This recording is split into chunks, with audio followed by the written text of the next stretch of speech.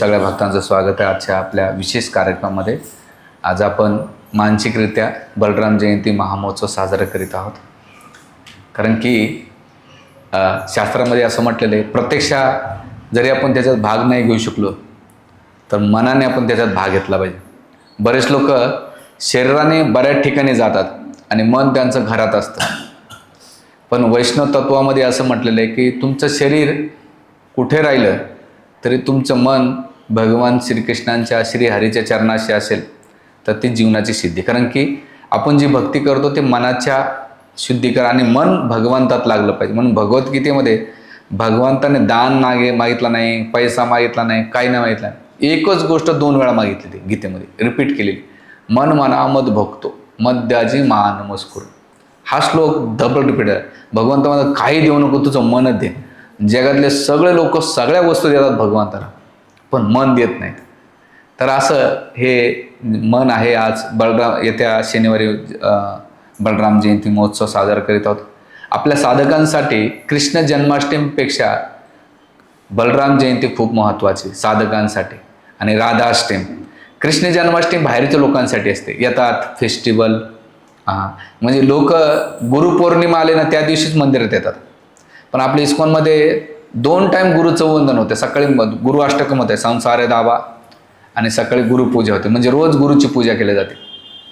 आणि ते आपल्याकडे रोज कृष्णाची वर्शिप किंवा कृष्णाची भक्ती केली जाते. पण ते बिचारे एकदा येतात. म्हणून जन्माष्टमीपेक्षा आपल्याला राधाष्टमी आणि बलराम जयंती खूप महत्त्वाची. तर का बरं बलराम जयंती आपल्याला महत्त्वपूर्ण आहे? कारण की बलरामजी हे आदिगुरु येतात.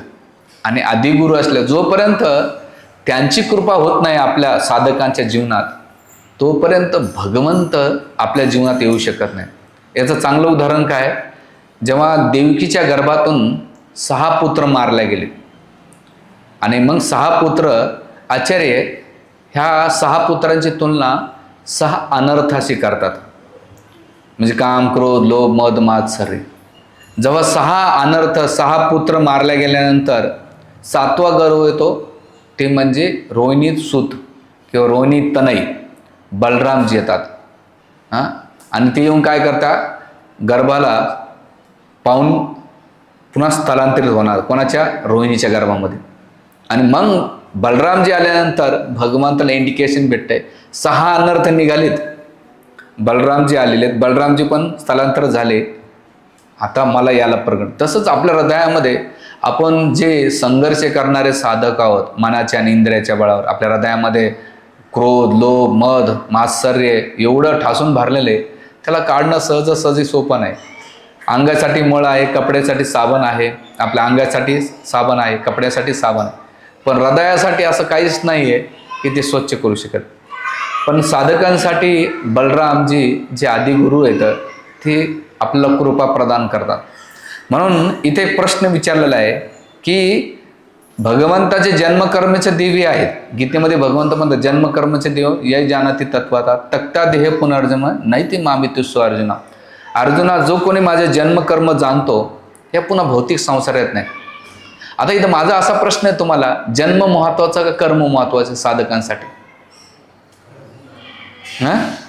कर्म महत्वाचं. जन्म एकदाच होतो, पण कर्माचं निरंतर आपण स्मरण करू शकतो आणि त्याच्यातून शिक्षा घेऊ शकतो. कर्म महत्वाचं. तर अशा प्रकारे इथे कसं, तर ह्या सगळ्या कर्माचं वर्णन श्रीमद भागवत अमल पुराण, ग्रह संहिता किंवा गोपाल चंपू किंवा वृंदावन चंपू, जे सनातन गोस्वामीने एवढी सुंदर पुस्तक, त्याच्यात भगवंताच्या कर्माचे वर्णन केलेलं आहे. म्हणून परीक्षित महाराज सुखदेव गोस्वामींच्या मनात प्रश्न आला होता की राजा परीक्षितला कदाचित तहान लागली असेल. तर त्यावेळेस परीक्षित महाराज म्हणतात, मला तहान लागली नाही. एक तहान लागली तर मला एवढा शाप भेटला आणि आता माझं ताण भूक सगळे विसरून गेले. मला तुम्ही सगळ्यात जास्त जे कृष्ण आहेत त्यांच्या कथा सांगा. आणि मग तिथं पहिला प्रश्न विचारतात कथितो वंश विस्तारा.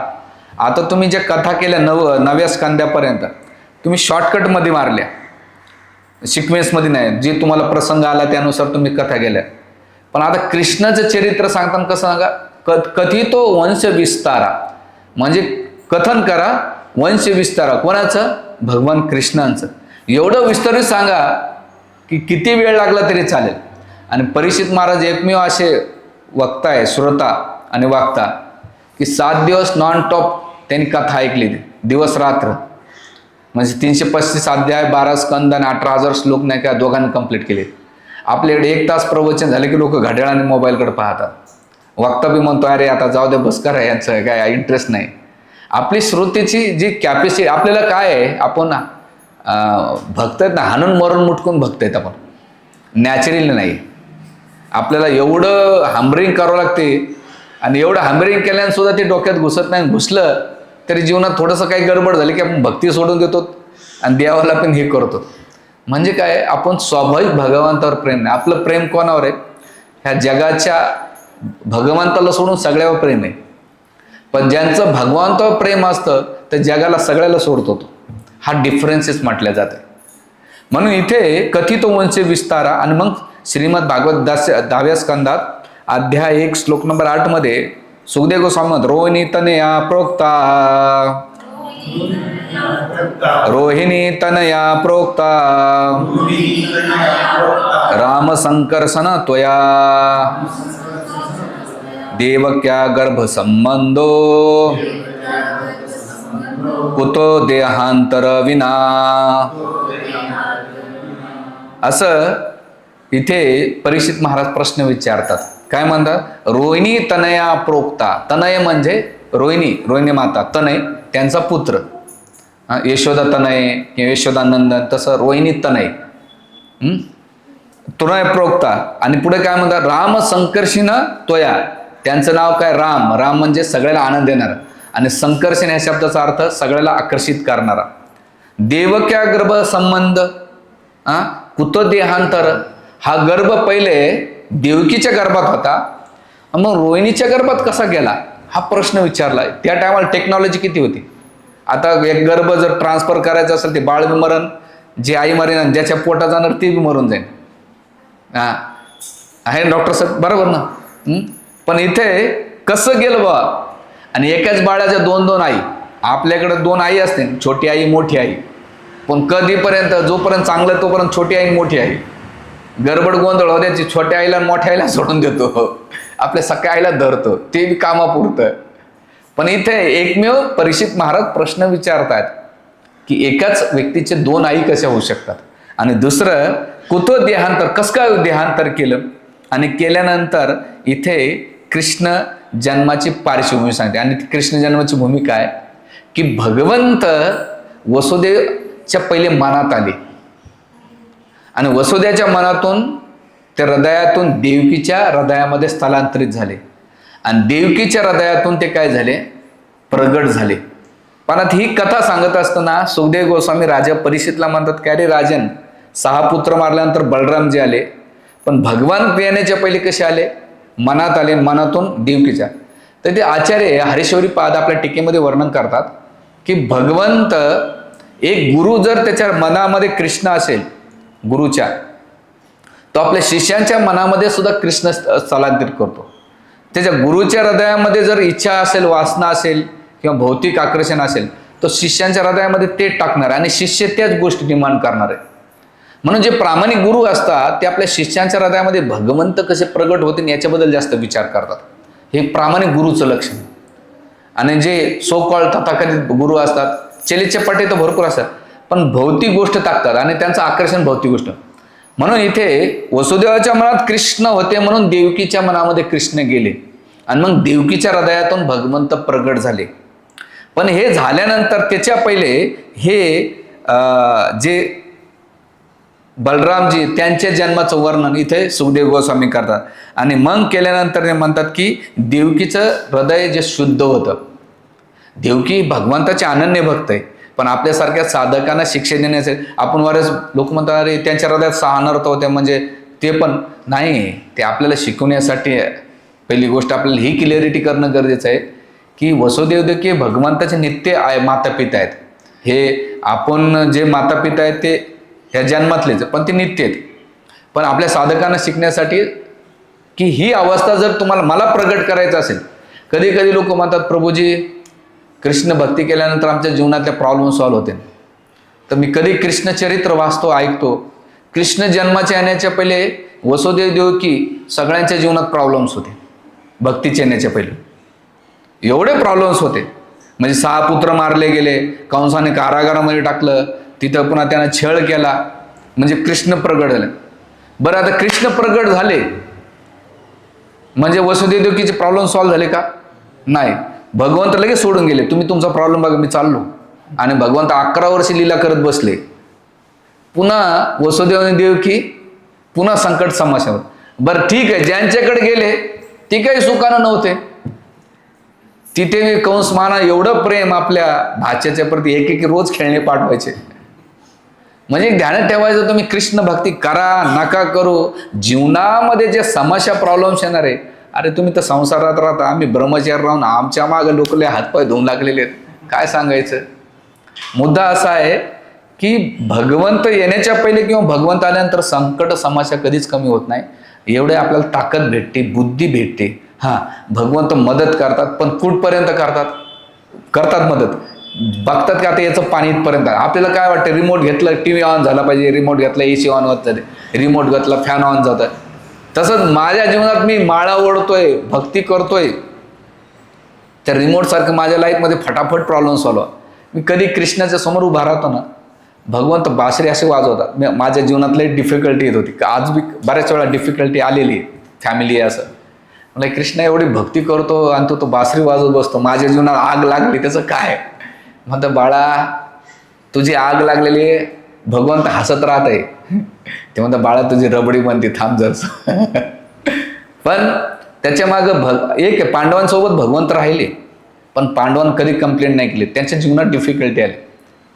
तसंच भगवंत आपल्याला काय करतात, आपल्या जीवनात डिफिकल्टी जरी टाकली तर आपलं शुद्ध करतात, पवित्र करतात. म्हणजे हे आपल्याला शास्त्र समजत, नुसत्या कथा नका ऐकू, त्याच्या मागचा सिद्धांत समजून घ्या. म्हणजे आपल्या जीवनात जेव्हा डिफिकल्टी येते तेव्हा आपल्याला कळालं पाहिजे, नाही यार भगवंत सुद्धा. तर आपल्याला त्या विषयावर नंतर जाऊया. कृष्ण जन्म आपलं येईन तेव्हा आपण त्या कृष्ण कथा डिटेल घेऊ. आज बलरामजींचं विशेष चरित्र, त्याचं बखान करूया.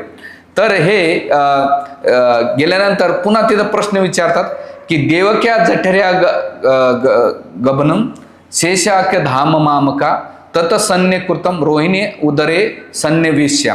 म्हणजे अचानक रोहिणी देवीचा गर्भ हैराण, म्हणजे एवढं परेशान होते की तिचा गर्भ वाढव, पण अचानक गर्भ तिला जाणवला की माझ्या गर्भात कोणतरी आल्यानंतर इथे देवकी जर पाहिलं आपलं रोहिणी, एवढे ती तेजस्वीपणा आला ते रोहिणीमध्ये. भगवंत देवकीच्या गर्भातून रोहिणीच्या गर्भात स्थलांतरित झाल्यानंतर.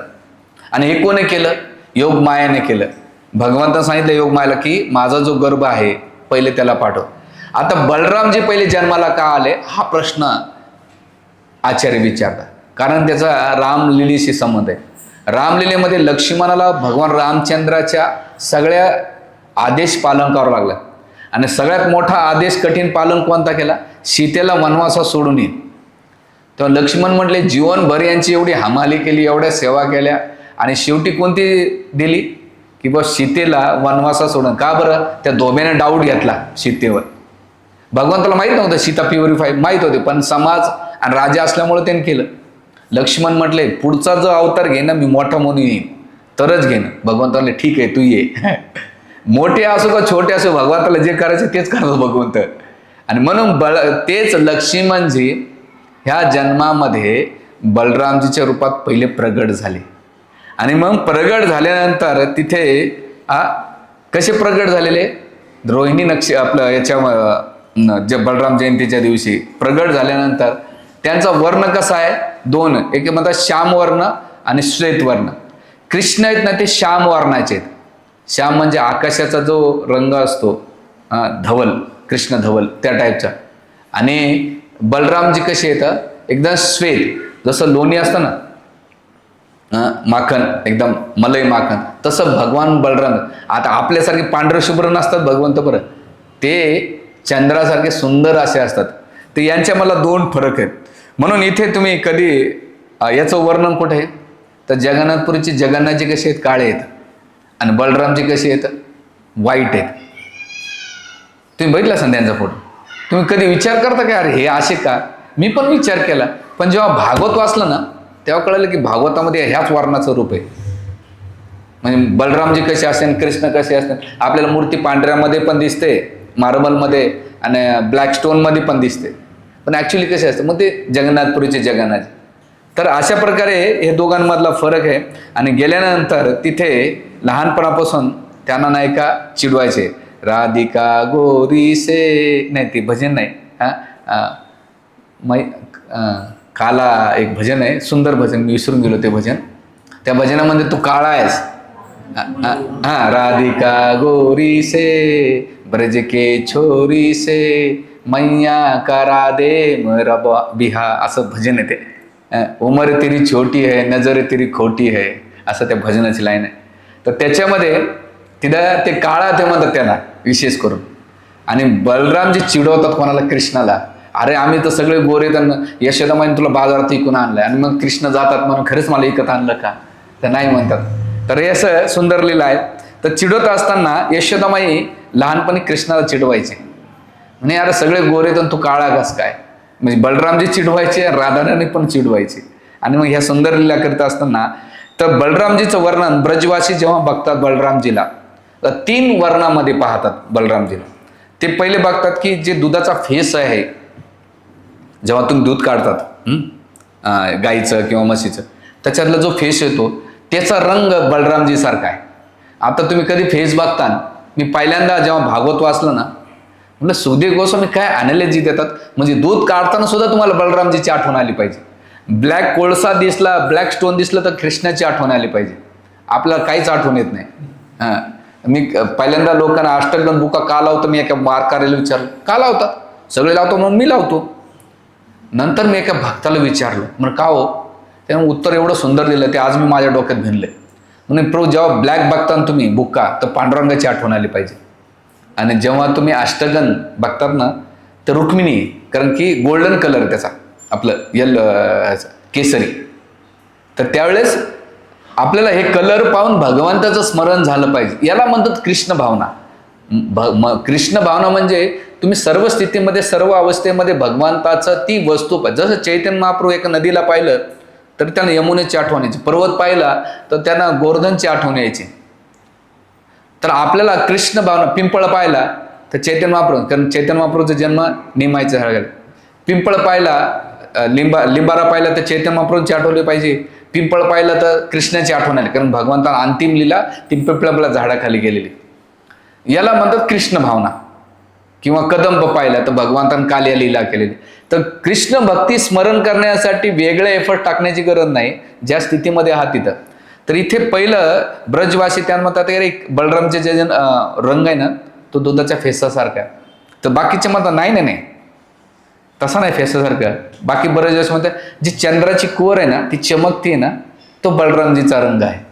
बाकी ब्रजवासी ते पण नाही आहे, ते म्हणतात वसंत ऋतूमध्ये जे ढग असतात ना, एकदम पांढरे, एकदम शुभ्र, तसेच आपले दाऊभैया असे. म्हणजे कोण, प्रत्येक जण आपल्या आपल्या अँगलनं बलरामजीचं काय करतो, ब्रजवासी गुणगान करतात. का बरं? म्हणजे किती प्रत्येकाचं त्या त्या भावनेमध्ये भगवंताच्या प्रती, बलरामजीच्या प्रती पाहण्याचं आकर्षण. जसं आपण एखाद्या व्यक्तीला पाहतो, समजा पोलीस अधिकारी पाहिलं तर एखादा म्हणे काय पोट वाढवले ना, एखादा काय म्हणे लय पैसे घेतो. हां, म्हणजे एकच व्यक्ती आहे, त्याला वेगळ्या अँगलला लोक काय करतील, बघतील. आपली बुद्धी जशी असेल तसं आपण लोकांना बघतो आणि तसं कमेंट करून टाकतो किंवा त्याच्यावर एक प्रतिक्रिया देऊन टाकतो. पण जे शुद्ध भक्त असतात ते भगवंताला प्रत्येक स्थितीमध्ये भगवंताचं स्मरण करतात. म्हणून इथे केल्यानंतर बलरामजी जेव्हा प्रगट झाले तर बलरामजींना 10 दिवस त्यांचे डोळे बंद होते. जसं राधाराणी सुद्धा डोळे बंद होते. राधाराणी डोळे बंद का ठेवले? ती म्हणली की जगामध्ये एकमेव हे जगात दर्शन कोणाचं घेण्यासारखे ते कृष्ण. आणि मग कृष्ण 10 दिवसानंतर आले यशोदामाई आनंद बाबासोबत. कृष्ण तिकडे कृतिदा सुंदरी आणि ऋषभानू महाराज नाही का, त्यांचा आवभगत. कृष्ण रांगत रांगत कुठं गेले, राधाराणीच्या पाळण्याकडे गेले आणि राधाराणीला स्पर्श केला. स्पर्श केल्यानंतर राधाराणी कळालं की माझे स्वामी आले. पहिल्यांदा डोळे जे उघडले राधाराणीने, तर भगवान कृष्णाचं दर्शन घेतलं. म्हणून डोळ्याची परिपूर्णता ही नाही आहे की तुम्ही काय पाहतात, डोळ्याची परिपूर्णता ही आहे की तुम्ही भगवंताला किती पाहतात. म्हणून सकाळी मंगल आरती असते ना, तिथे डिस्टर्बन्स काहीच नसते. भगवंताचं एक चित्त तुम्ही दर्शन घेतलं पाहिजे. मंगल आरती असताना असं एकदम तल्लीन होऊन मुख ते डोळ्यात भरून घेतलं पाहिजे. मंगल आरतीनं असं नाही की चला काही जण असे बिचारे धरून आणल्यासारखे उभा राहतात, ते झुलत राहतात, ते बी झोप मोडावं म्हणून डुलत राहत नाही. तिथे गेल्यानंतर भगवंताचं, आता मी पुढच्या वेळेस सेशन घेणार आहे की भगवंताचं दर्शन घेताना तुम्हाला काय काय आठवलं पाहिजे, काय काय नाही, त्याचं मी जरा पॉईंट्स काढतो, श्लोक पण रेफरन्स करतो ते. हां, तर इथे मुद्दा असा की बलरामजी 10 दिवस डोळे बंद होते आणि मग कृष्ण जेव्हा आले बलरामजीला भेटायला, तेव्हा भगवंताने बलरामजीला स्पर्श केला, तेव्हा बलरामजीनं पहिले डोळ्याचं दर्शन घेतलं ते कृष्णाचं. आता ते म्हणतात प्रभू जे त्यांच्या आपल्या जीवनात काय, तर जीवनाची सुरुवात सकाळी उठल्यानंतर राधा मदन गोपाल किंवा विठ्ठल जे तुमचे विग्रह आहेत, रामचंद्र आहेत, जसं आमचे भोळे प्रभू येतात त्यांचे विठ्ठल रुक्माई आहेत, सुजय पाटील प्रभू, सौम्य रामदास प्रभू त्यांच्याकडे राधा मनोहर आहेत. हां, आता आम्ही विठ्ठल रुक्माईकडे माताजी प्रभू राम दरबारात आणायचा प्लॅनिंग चालू आहे माझा. आता हां, बघू आता त्यांचं काय होतंय. पुजारी तयार करतो मी सध्या, आता त्याने लागले बॅकअपला. म्हणलं एकानं कुकिंग सांगायचं, एकानं आरती करायचं, भोग मी खाजा. कशी आयडिया प्रभू. तर असं तो एक चेष्टाचा विषय. तर इथे गेल्यानंतर भगवंताचं दर्शन घेतलं, म्हणून आपण आपल्या जीवनाची सुरुवात किंवा आपल्या डोळ्यानं भगवंताचं दर्शन घेतलं पाहिजे. बऱ्याच वेळा लोक डोळ्याची परिपूर्णता, सुखदेव गोस्वामी दुसऱ्या स्कंदामध्ये वर्णन करतात की जे डोळे भगवंताचं रूप पाहू शकत नाही ना, ते डोळे नाही, ते मोरपंखाप्रमाणे आहेत. मोरपंखाला डोळे असतात पण ते काही कामाचे नसतात. पण डोळ्याचे, आता काही इंस्टाग्रामवर फेसबुकवर किती वेळ जातो, भक्त समाज वेळ घंटो जातोय. मला दया येते कधी कधी.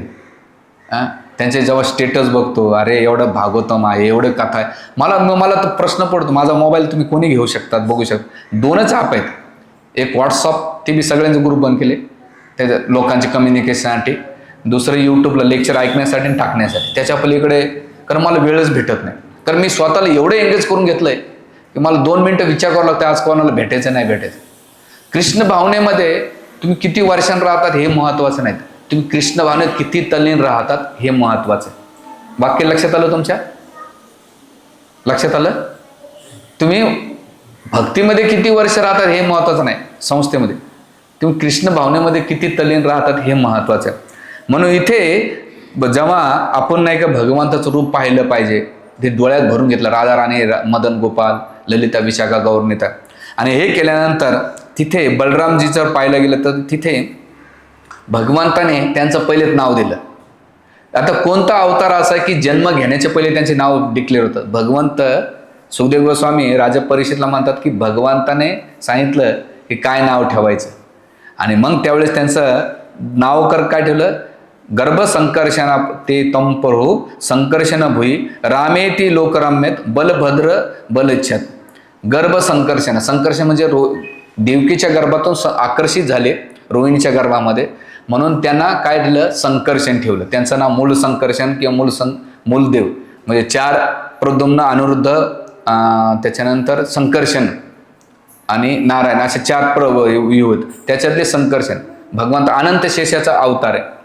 आणि मग पहिलं नाव ठेवलं संकर्षण. दुसरं राम म्हणजे काय, ते सगळ्याला रमण करणार येतं. म्हणून जो आपण हरे कृष्ण हा मंत्र म्हणतोय, ते राम कोणते येतं, आचार्य भक्तिविनोद ठाकूर त्याला वेगवेगळे अर्थ देतात, पण एक अर्थ देतात की राम म्हणजे बलरामजी, राम म्हणजे कृष्ण पण होता, राम म्हणजे राधा, म्हणजे माधव, रामचंद्र पण होतात, परशुराम पण होतात. पण रामाचं तुलना, आणि यशोदामाई कृष्णाला हे राम हे कृष्ण अगच्छन्ति, इकडे या तुम्ही. हां, आणि मग बलभद्र म्हणजे काय, रामेती लोक रम्यात, लोक त्यांच्यामध्ये, त्यांच्या लीलेमध्ये, त्यांच्या सौंदर्यामध्ये काय होते, रमणीय होतात, ते यांना म्हणतात लोकराम. आणि दुसरं बलभद्र म्हणजे काय, ते सगळ्यात बलिशाली असतात, बलभद्र. आणि म्हणून बलछत त्या बलराम केला. आणि तर दुसरं काय, त्यांची शक्ती आणि आकर्षण, या दोघांना मिळून त्यांचं नाव काय ठेवलं, बलरामजी ठेवलं. आणि हे केल्यानंतर बलरामजीचा मनोभाव काय, आता बलरामजीचं नामकरण तर झालं, आपलं गर्गमुनीने नाही का नाव ठेवल्यानंतर बलरामजीची विशेष सेवा काय, बलरामजीचा मनोभाव काय. बलरामजी भगवंताचा अवतार पण आहेत आणि भक्त पण आहेत. असे डेडली कॉम्बिनेशन. भक्त आणि भगवंत असून सुद्धा भक्त होतात. जर भगवंताचा तो संकर्षण अवतार आहे पण ते भगवान कृष्णाचे भक्त आहेत. तर त्यांचा दोनच भाव होता, सेवा भाव आणि सुरक्षा भाव. सेवा भाव कोणाच्या, कृष्णाची सेवा कशी करायची आणि त्यांना रक्षण कसं करायचं याचं होतं. म्हणून इथे जर पाहायला गेलं तर बलरामजी हे कृष्णापासून बलरामजी महासंकर्षण आणि संकर्षणापासून कारणोदकशाही विष्णू, कारणोदकशाही विष्णूपासून गर्भोदकशाही विष्णू, गर्भोदकशाही विष्णूपासून शिरोदकशाही विष्णू आणि शिरोदकशाही विष्णूपासून 10 अवतार निर्माण झालेले आहेत. आणि त्या शिरोदकशाही विष्णूपासून त्यांना एक भौतिक संसारासाठी संचलन करण्यासाठी, एक म्हणजे आध्यात्मिक संसार म्हणजे सगळ्याला करण्यासाठी महासंकर्षणात शिरोदकशाही विष्णूचं एक्सपान्शन आहे. आणि ह्या भौतिक संसारामध्ये अनंत शेष रूपामध्ये ते संचलन करतात. आणि बलरामजी काय करतात, ते अनंत शेष म्हणजे अनंत शेष आणि बलरामजी एकच आहेत, त्यांच्यावर पृथ्वीला भौतिक संसाराला संचलन करतात. थोडं डिफिकल्ट चाललंय का म्हणा. हरे कृष्णा कृष्णा कृष्णा हरे हरे, हरे राम राम. हे महत्वाचं आहे, थोडं अंडरस्टँडिंग करा. कारण तुम्ही लिहिलेत नका जाऊ. ठीक आहे. तर असं केल्यानंतर इथे अनंत शेषाच्या रूपामध्ये ते सेवा करतात. आणि सेवा केल्यानंतर बलरामजी भगवंताच्या सगळ्यात महत्वाची जन्मांतर सोबत ते भगवंतासोबत लीला करतात. म्हणजे भगवंत कुठं जरी, आता कृष्ण जेव्हा अवतारी झाले तरी त्यांना सेवा करण्यासाठी कोण होते, अनंत शेषा रूपामध्ये होते. राम अवतार आला तेव्हा लक्ष्मणजी आले, चैतन्य महाप्रभू आले त्यांच्यासोबत कोण आले, नित्यानंद प्रभू आले. म्हणजे भगवंत त्यांच्यासोबत, भगवंत नित्यानंद. तर बलरामजीनं भगवंताच्या 5 रसामध्ये सेवा केलेली. पहिला रस कोणता आहे, आमरस नाही बरं. पहिला रस कोणता आहे, शांत. शांत रस म्हणजे याच्यामध्ये भगवंताचे ते तदीय बनलेत. तदीय म्हणजे जसं हा करताल तदीय आहे, मृदंग तदीय आहे, हार्मोनियम तदीय आहे, कॅमेरा तदीय आहे. तो कॅमेरा तदीय काय, तर भगवंताच्या याच्यात ज्या काही लीला होतात, जे भगवंताशी कनेक्ट असेल त्याला तदीय म्हणतात. याला वल्लभाचार्य संप्रदायामध्ये तदीय भाव आणि मदीय भाव म्हणतात. तदीय भाव म्हणजे मी भगवंताचा आणि भगवंत माझे, याला म्हणतात तदीय आणि मदीय भाव. जसं आपण या संसार म्हणतो, ही बायको माझी, हा माझा नवरा आहे, माझे मुलं आहेत, आई वडील बहीण भाऊ, तदीय. हा तदीय मी माझ्या संपर्कातले, मी त्यांचा आहे, मदीय भाव. असं प्रकारे बलरामजी तदीय भाव बनवतात. आणि त्याच्यामध्ये भगवंताची ती छत्री बांधतात, पादुका बांधतात, तकिया बांधतात, त्याच्यानंतर आसन बांधतात. तुम्ही जी आरती करतात त्याच्यातल्या पंच आरतीमधल्या ज्या ज्या वस्तू आहेत पॅरिफरनिलिया, त्या भगवान सगळी सामग्री येऊन हे ब्राह्मण जनेऊ घालतात तुम्ही, ते सुद्धा बलरामजीचं एक्सपान्शन विस्तारित आहे. हे म्हणून आपण कधी पाय लागला तर डोक्याला लावतात, का बरं, ती नर्जी वस्तू आहे. पण ही भगवंताच्या संबंधित असल्यामुळे ही तदीय भाव आहे. जेवढं तुम्ही भगवंताला आदर देतात तेवढाच तुमचा आदर ह्या वस्तूंचा प्रति पाहिजे. म्हणून शांत रसामध्ये ते एक्सपान्शन करताना ते भगवंताला कसा आनंद भेटेल या वस्तूमुळे, त्यासाठी ते स्वतःला विस्तारित करतात. हा पहिला शांत रस आहे. आणि मग केल्यानंतर दुसरा रस आहे शांत रसामध्ये. म्हणून जेवढं काही भगवंताच्या संपर्कात मंदिरात आलं तर तिथे असं समजायचं की बलरामजी, म्हणून खाली गीता ठेवताना, मृदंग ठेवताना, करताळ ठेवताना जेवढा आदर आपण भगवंताला देतो तेवढाच आदर आहे. याला म्हणतात तदीय आणि या शांत रसामध्ये बलरामजी करतात. दुसरा आहे दास्य भाव. दास्य म्हणजे सर्वंट. ते तिथे रोहिणी माताजी जेव्हा यशोदा मैया कृष्णासाठी काही जर शृंगार करायचा असेल कृष्णाला, तर त्या शृंगारासाठी जेवढं साज सामग्री लागते तर बलरामजी घेऊन येतात. आता बलरामजी काय करतात, वनमाली येतात, म्हणजे वनातून फुलं आणतात आणि कृष्णाला किती सुंदर हार दिसेल म्हणून हंगरीचे राधा कृष्ण तुम्ही पाहिले असेल, शिवराम महाराजांना कृष्ण व्हॅली नाव ठेवलं. त्यांच्या विग्रहाची एवढी सुंदरता आहे जगामध्ये. कृष्ण व्हॅलीचे फोटो एवढे सुंदर. वनमाली म्हणजे काय, वनातले फुलं जमा केलेली, त्या फुलाचा जो हार घातला जातात त्याला वनमाली म्हणतात. कृष्णाचं नाव वनमाली. तर असे ती शृंगार सेवा करतात आणि पूर्ण पुरुषोत्तमची सेवा करून जी राधाराणीला सुद्धा भेटत नाही आणि भगवंताच्या बाकी पत्न्याला भेटत नाही, शृंगार 2च करतात लोक कृष्णाचा, एक तर यशोदामाई नाही तर बलरामजी. म्हणून हे दास्य भावात आहे. आणि दास्य भावात करीत असताना तिथे भगवंत जर झोपले दुपारच्या काळा याच्यामध्ये वनामध्ये, तर ते पळसाची पानं घेऊन कृष्णाला ते फॅनिंग करतात, कृष्ण झोपले. आणि जेव्हा बलरामजी झोपतात तर कृष्ण फॅनिंग करतात. आणि मग कृष्ण काय करतात, बलरामजी पाय दाबतात. म्हणजे किती प्रेम आहे बंधूंमध्ये. आणि मग त्याच्यामध्ये त्या सुंदर सुंदर तुम्ही फोटो पण पाहिले असेल, कृष्ण झोपलेले आहेत, बलरामजी पाय दाबतायत, सगळे गोपसाका कोणी जांभळ्या देतात, कोणी कृष्णाला फुल असं देत आहे, कोणी नाही का फळं घेऊन येतोय. जेव्हा भागवतम वाचतात ना, तर भागवतामध्ये वरचीवर वाचलं नाही पाहिजे. भागवताच्या श्लोकांमध्ये त्या लीलेमध्ये आपण एंटर केलं पाहिजे, असं भावना केली पाहिजे, अरे मी कधी जाईन त्यांच्यामध्ये सोबत. आपली इच्छा, जी गोष्ट इच्छा असते ना, त्यासाठी आपण मरमर करतो ह्या संसारामध्ये. भगवंत काय करतात, तुमची बाहेर ऍक्टिव्हिटी बघत नाही, तुमची हृदयातली किंवा मनातली तळमळताची चेतना ती बघतात, की बा वरचीवर आर्टिफिशियल तर करत नाही. मग आपल्याला त्या जेव्हा आपण ह्या लीला ऐकतो किंवा त्या वाचतो, तेव्हा आपल्याला फिलिंग झाली पाहिजे, अरे कृष्णा, जसं प्रभुपाद जय राधव माधव म्हणताना नाही का, त्यांना डोळ्यातून अश्रू आले होते. श्रुतिकीर्तिप्रभू त्यांचं व्हॉट इज डिफिकल्टी नावाचं पुस्तक आहे माझ्याकडे, त्याच्यात सगळे पाष्टांत ते देतात प्रभुपादांनी. तर सगळे गेल्यानंतर श्रुतिकीर्तिप्रभू विचारतात प्रभुपादांना की प्रभुपाद तुमच्या डोळ्यातून का अश्रू आले. तो प्रभुपाद म्हणले काय नाही म्हणे प्रभुपाद आले तुमचे सांगा. ते म्हणले की कृष्ण अनवनी पायाने गेलेत आणि वृंदावनमध्ये खडे टोचत असते, काटे टोचत असते, आणि जाता असताना कृष्ण तसेच जातात, बलराम जातात, ते मला स्मरण होतंय आणि त्या भावनेमध्ये मला दुःख येतं, म्हणून डोळ्यातून अश्रू आले. आपण या संसारामध्ये ज्याच्याशी ब्लड रिलेशन असतंय त्याची अटॅचमेंट असणं, त्याची चिंता करणं सोपं असतं. जेव्हा तुम्ही ह्या संसाराची चिंता करतात तर संसारात चिंता देतो, पण तुम्ही कृष्णाची चिंता केली ना, कृष्ण तुमची चिंता करतात. हे प्रॅक्टिकली आहे बरं, मी काय हे नाही सांगत. तर तिथे प्रभुपाद जय राधव माधव असताना त्यांच्या डोळ्यामध्ये अश्रू आणि कृष्णाची चिंता करीत बसले होते. म्हणजे काय झालं, प्रभुपाद तिथे फिजिकली होतं, पण मन कुठे गेलं.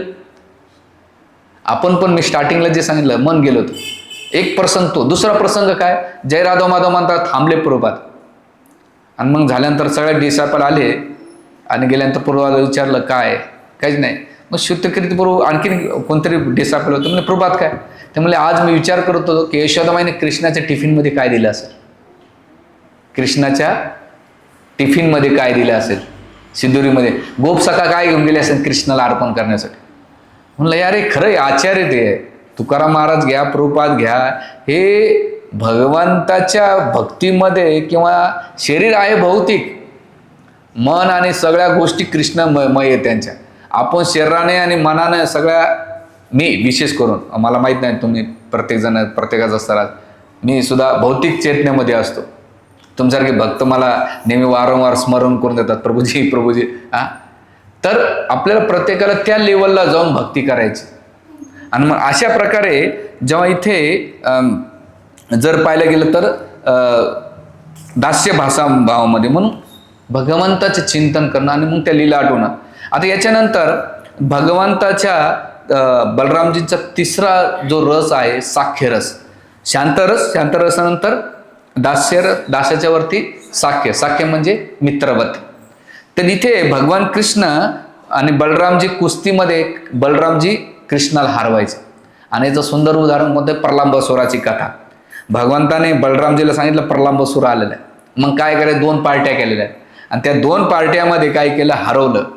कोणाची पार्टी हरली, कृष्णाची पार्टी हरवली. सॉरी कृष्णाची पार्टी हरली. आणि मग बलरामजी त्या पार्टीला म्हणले आता तुम्ही हरले. कृष्णानं कोणाला घेतलं, श्रीरामाला घेतलं, मधुमंगल ब्राह्मण सगळं तो कृष्ण. आणि जो प्रलंबासुर होता तो कृष्णाच्या पार्टीमध्ये होता. बलराम कृष्ण म्हटले की प्रलंबासुर त्याचा प्रणव.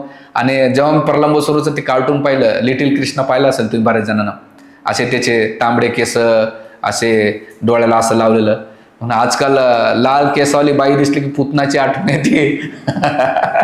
आणि असे कोंबड्यासारखे केस असेल, कट असेल तर सांभाळायचं प्रलंबासुर आलेला बाबा.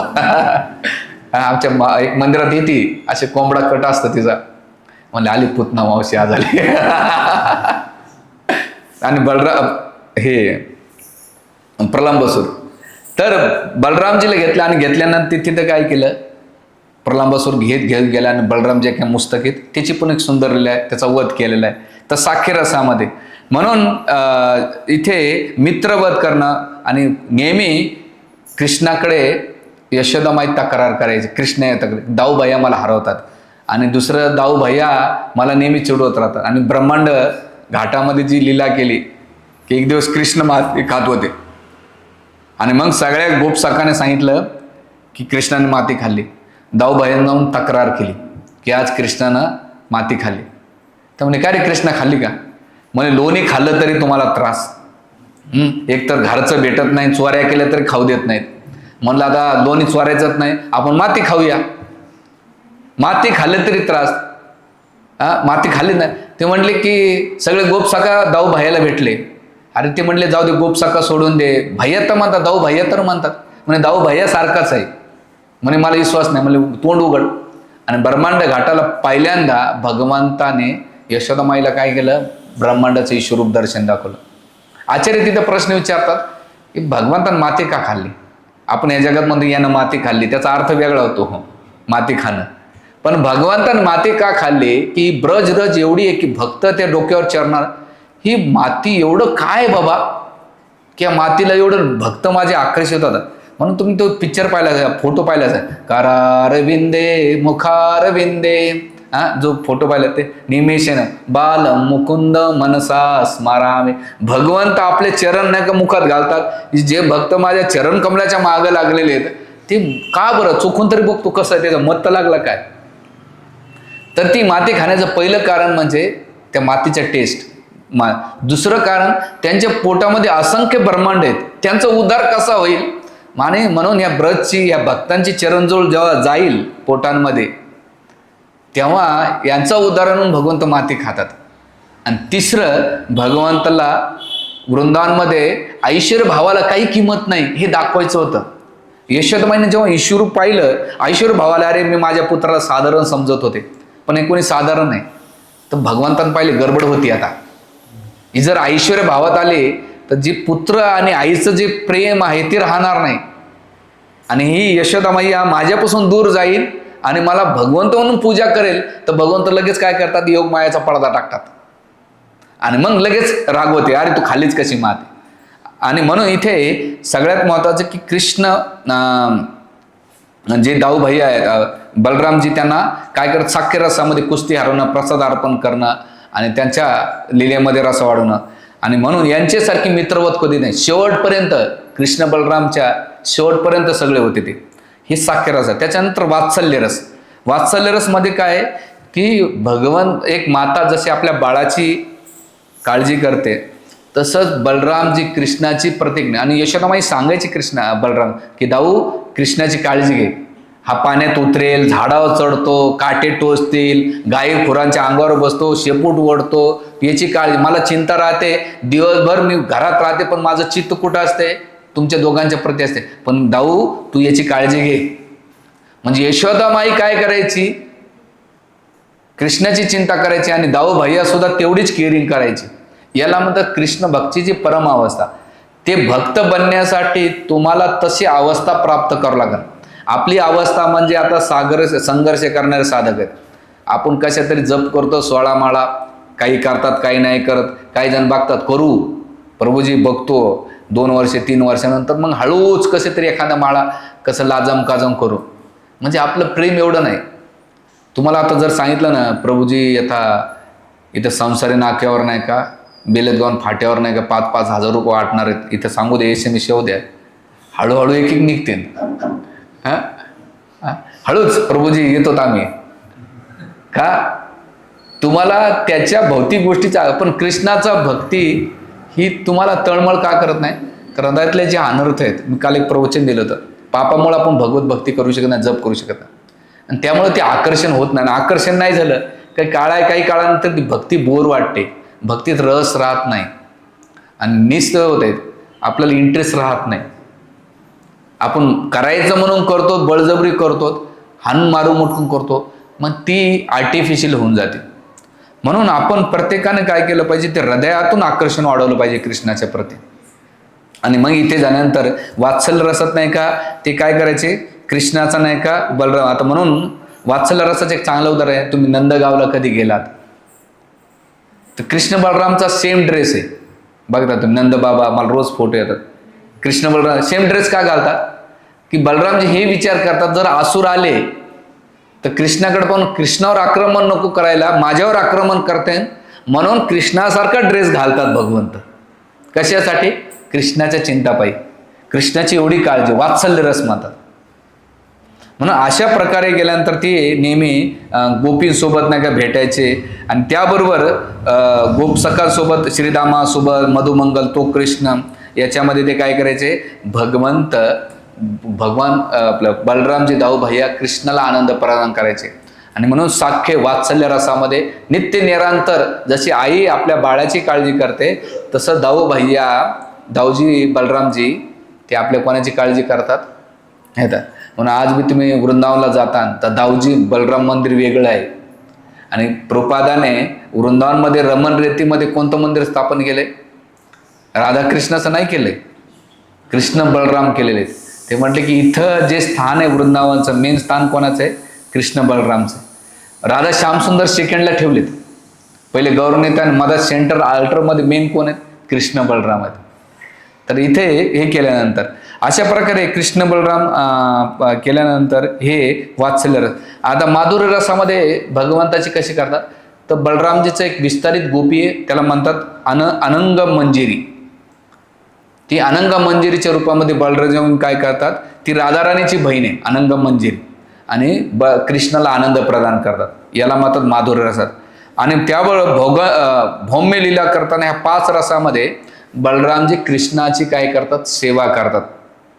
आणि जेव्हा भौम्य लीला असतात त्यावेळेस ह्या पौगंडी लीलेमध्ये भगवंत जे आहेत बलरामजी, तर त्या लीलेमध्ये भगवंत म्हणून भौम्य लीला असतात ना ह्या संसारामध्ये, वैकुंठ लीला आपलं गोलोक वृंदावनमध्ये ते लीला होत नाही, कारण तिथे असुर नसतात.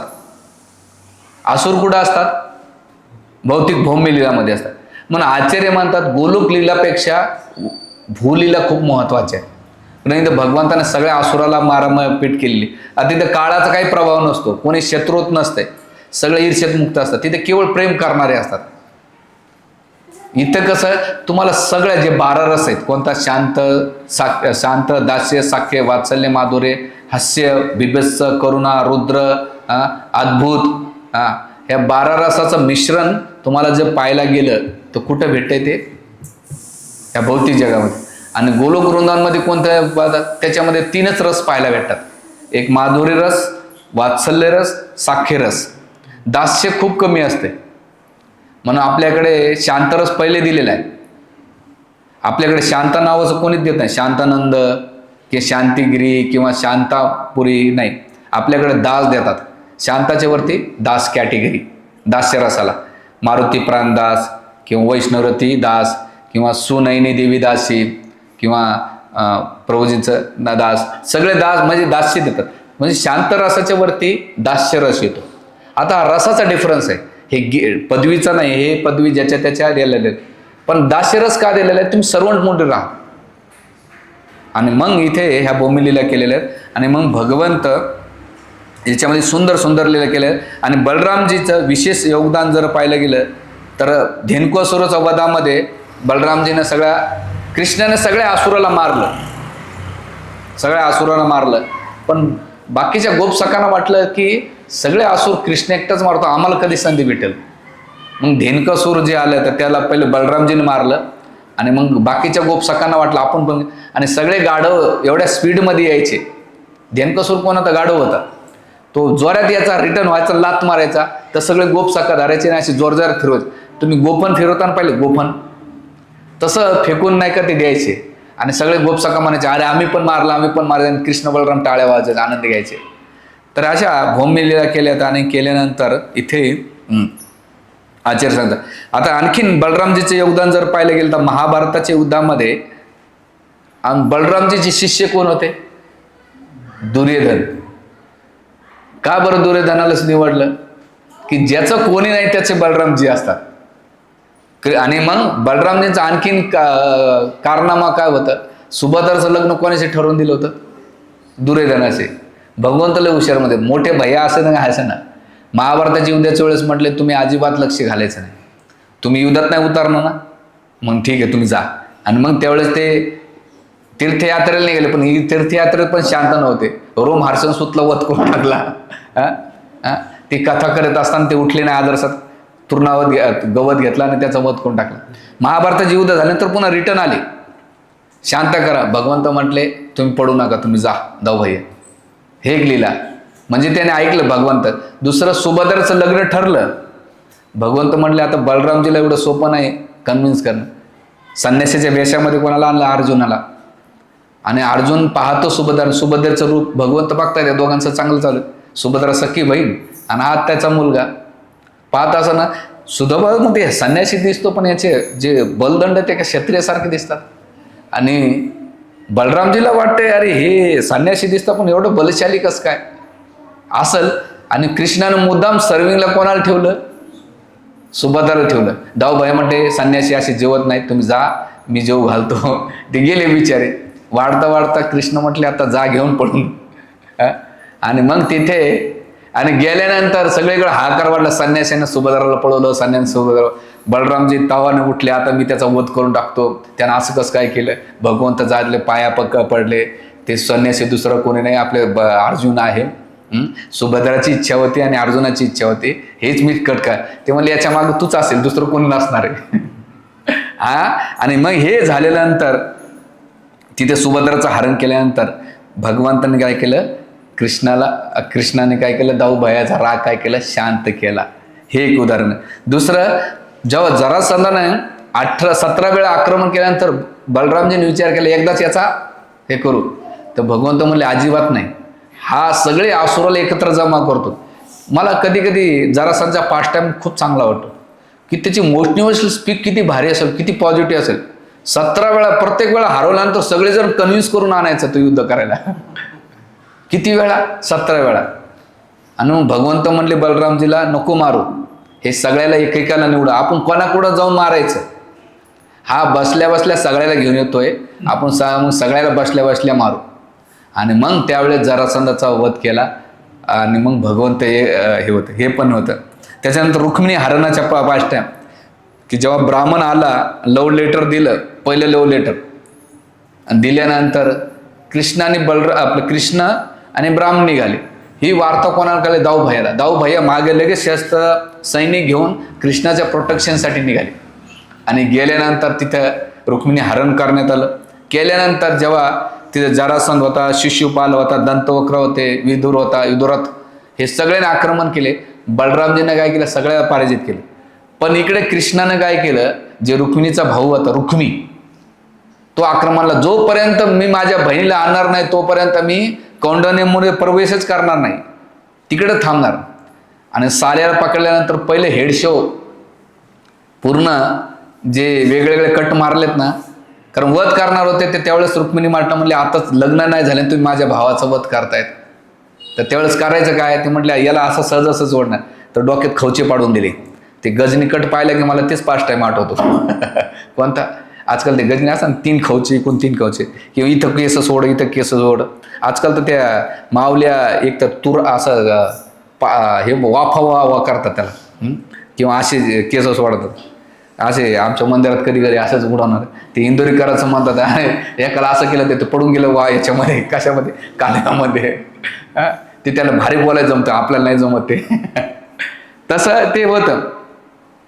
पण इथे कृष्णाने काय केलं? सगळे केसाचे हे केलेले. आणि मग ते सोडून दिल्यानंतर बलरामजी येतात आणि कृष्णाला एवढं फटकारतात आणि रुक्मिणीची बाजू घेतात. तुझा साला आहे, तुला हे सोबतं का? पाहुणे रावण्याशी असं नाही वागलं पाहिजे. आणि ते आताच आपली संबंधी येतं आणि रुक्मिणी रडतात. रुक्मिणीला म्हणतात जाऊ दे, त्याचा स्वभाव तसा आहे, त्याला काय सांगत, मी सगळं लहानपणापासून सगळं सांगत गेलेलं आहे. आणि मग रुक्मिणीला बरं वाटतं की मला कोणतरी सपोर्ट आहे. ज्या नवऱ्याला मी सगळं सोडून आले तोच नवरा साल्याशी भांडतोय. तर दाऊ भैया काय करतात? रुक्मिणीचं सांत्वन करतात आणि मग रुक्मिणीला घेऊन ते विवाह संस्कार करतात. तर हे सुंदर दाट फटकार करतात. आणि मग ते म्हणतात की कृष्णाचं नाव कसं खराब होणार नाही, त्यांच्या कसं रक्षण राहील त्याचं बलरामजी घेतात. आणि मग बलरामजी 2 गोष्टी घेतात. कृष्ण बलराम हे कशाचं प्रतीक आहेत? कृष्ण हे गोरक्षाचं प्रतीक आहे, गायीनं घेऊन, आणि बलरामजी हल आणि जे नांगर आहे आणि गदा हे शेताचं प्रतीक आहे. नांगर काय करते, शेताला नांगरून घेते, आणि आपल्या जीवनातले प्रॉब्लेम हॉल करण्यासाठी ते हाल घेतात. म्हणून साधकांच्या जीवनात आपण जे हाल आहेत, आपल्या जीवनातले शारीरिक हाल आहेत, मानसिक हाल आहेत, आर्थिक हाल आहेत, ह्या सगळ्या हाल एकच हाल आहे, ते बलरामजींचा हाल. म्हणून त्यांचं नाव आहे हलधारी. बघितलं, हाल घेऊन फिरतात ते. आणि गदा काय, जे दुष्ट लोक आहेत त्यांना, आणि कृषी गोरक्षवाणी जे भगवद्गीतेमध्ये, म्हणून भगवद्गीतेमध्ये कृषी गोरक्षवाणी म्हणजे कृषी म्हणजे बलरामजीचं आणि गो म्हणजे गाईचं कृष्ण हे करतात. तर हे केल्यानंतर आचार्य याला सुंदर म्हणतात की आपलं जे हृदय आहे ना, हृदयाला ते बंजर भूमीसारखं आहे. आपलं हृदय कसं बंजर भूमी, पण बलरामजी काय करतात, त्या बंजर भूमीमध्ये मशागत करतात आणि त्याच्यामध्ये कृष्ण भक्तीचं बीज लावतात. म्हणजे आदिगुरु काय करतात, तुमच्या हृदयामध्ये बलरामजी भक्तीचं बीज लावतात. जसं यशोदामाई आपलं देवकीच्या हृदयामध्ये कृष्ण येण्याच्या पहिले ते भक्तीचं बीज लावलं, आणि मग कृष्ण तिथं फळ काय झाले, प्रगट झाले. तर कृष्ण भक्तीचं बीज लावतात, आणि असं झाल्यानंतर आपल्या जीवनातले जे हाल आहे ते दूर. म्हणून इथे इराणमध्ये आपलं इस्कॉनचं एक मंदिर आहे. तिथे एक महिला, कारण मुस्लिम धर्मामध्ये आर्चविग्रहावर डाऊट असायचा, आणि तिथे भुरिजन प्रभू हे प्रोपर डिसायपल होते. ते म्हणतात की आमच्या मुस्लिम रिलिजनमध्ये मूर्तीपूजा, त्याला एक म्हणतात भूतप्रत, याला हे म्हणतात, मानतच नाही ते. भारतातले मुस्लिम वेगळे येतं, ते कबरेची पूजा करतात, पण जे इराण इराक आहे तिकडे कोणी करत नाही. तर तिथे त्यांना डाऊट होते त्या मुस्लिम लेडीला की हे देवता कसे असते. आणि दुसरं म्हणजे मी खूप ट्रेसमध्ये आहे, माझे प्रॉब्लेम कसे सॉल्व्ह होते. तर भुरिजन प्रभूनं सांगितलं की जा आणि तू कृष्ण बलरामसमोर नाही का उभा राहा, तुझ्या प्रश्नाचे सगळे उत्तर भेटतील. ती लेडीज काहीतरी दुपारा 3-4 वेळेस आली होती, त्या टायमाला आली होती, आणि केवळ ती बलरामजीच्या हातातल्या 2 वस्तूकडे बघत होती. बलरामजीच्या उजव्या हातामध्ये काय होतं, गदा होती, गद्यांना मारण्यासाठी गदा होती, आणि भक्तांच्या जीवनातले प्रॉब्लेम सॉल्व्ह करण्यासाठी हाल ठेवलं होतं. ज्यांच्या हृदयात भक्ती नाही त्यांना भक्ती प्रदान करण्यासाठी, आणि जे भक्त दुःखी अवस्थेत त्यांना हाल करण्यासाठी. ती पाहिल्यानंतर तिला 1 घंट्यानंतर तिच्या सगळ्या प्रश्नाचे उत्तर भेटले, आणि म्हणले इज अ गॉड. काय वाक्य वापरलं, इज अ गॉड. म्हणून आणि त्यावेळेस इथे तिचं उत्तर तिला भेटलं, आणि तेव्हापासून ती एवढी कन्व्हिन्स झाली की इराणच्या जे तेहरान सिटी आहे तिथे कृष्ण बलराम मंदिर आहे. आणि ते कृष्ण बलराम मंदिर कसं आहे का घरामध्ये, आणि मग ते रेग्युलर जाऊन चॅन्टिंग करू लागले ती भक्त, आणि आज ती भुरिजन प्रभूंची डिसायपल आहे हे झाले. तर आपण जेव्हा भगवंतासमोर जातो, विग्रहांसमोर जातो आणि प्रार्थना करतो, रिझल्ट लेट भेटतो पण भेटतो. थोडं पेशन्स ठेवावं लागतात आपल्या जीवनामध्ये. आणि असं केल्यानंतर म्हणून श्रील प्रभुपादांनी कृष्ण बलराम निर्माण काय केलेलं आहे, ते म्हणतात की कृष्ण बलराम ही रमण रेतीमध्ये भक्तांना आनंद प्रदान करण्यासाठी, आणि दुसरं भक्तांच्या जीवनातल्या ज्या समस्या आहेत ते दूर करण्यासाठी मी कृष्ण बलरामाची स्थापना करतो. काय, बलरामजी भक्तांच्या जीवनातलं भक्ती देण्यासाठी आणि प्रॉब्लेम सॉल्व्ह करण्यासाठी. रमण रेतीमध्ये सगळ्यात जास्त असुर आले होते, तर त्यासाठी गदा आणि नांगर यासाठी ठेवलेलं आहे की असुर जे येते त्याचा नाश करण्यासाठी, जे त्यांच्या जीवनातल्या जे समस्या आहेत भक्तांना ते हल करण्यासाठी कृष्ण बलरामची स्थापना केली. म्हणून आज मी तुम्ही कृष्ण वृंदावनमध्ये कोणते कृष्ण बलराम नाही आपलं इस्कॉन मंदिर सोडलं तर कुठंच नाही. एक डायरेक्ट नंदगावला आहे, आणि नंदगावला सेम ड्रेस घातला जातो. तो 2 ठिकाणी कृष्ण बलराम, बाकी सगळीकडे राधाकृष्ण आहेत. हां, आणि आता आपल्या नाशिकमध्ये पण उंटवाडीमध्ये कोठावते फॅमिलीकडे कृष्ण बलराम आहेत. अजून या भोजपुरकडे इथं संसारी नाक्याला त्यांच्याकडे कृष्ण बलराम आहेत. राम लक्ष्मण राम दरबार आहे. तर हे असं बलरामजी. म्हणून आपण आपल्या जीवनामध्ये काय केलं पाहिजे, जे काही आपण स्ट्रगल करतो भक्तीमध्ये किंवा मानसिक लेवलला, शारीरिक लेवलला, आर्थिक लेवलला, किंवा आपल्या भक्तीमध्ये वाढ होण्यासाठी आपण नित्यनेमाने बलरामजीचा आश्रय घेतला पाहिजे. आणि त्यांना एकच प्रार्थना केली पाहिजे, भगवंता माझं भगवंताप्रती जसं तुम्ही भगवंताची सेवा करतात तसं माझं आकर्षण कृष्णाच्या प्रती वाढावं. माझ्या साधनेमध्ये खूप बाधा येतात, त्या साधण्याचा तुम्ही बाधा हल करा. मी ज्या गोष्टीला संघर्ष करतो त्या संघर्षातून मला बाहेर काढा. जेव्हा तुम्ही प्रामाणिकपणे बलरामजीची प्रार्थना करता तर निश्चित ते आदान प्रदान करतात. आणि बलरामजीला एक गोष्ट खूप आवडते. तुम्ही कधी बलराम जयंतीला त्यांना मध खूप आवडतो, वारुणी.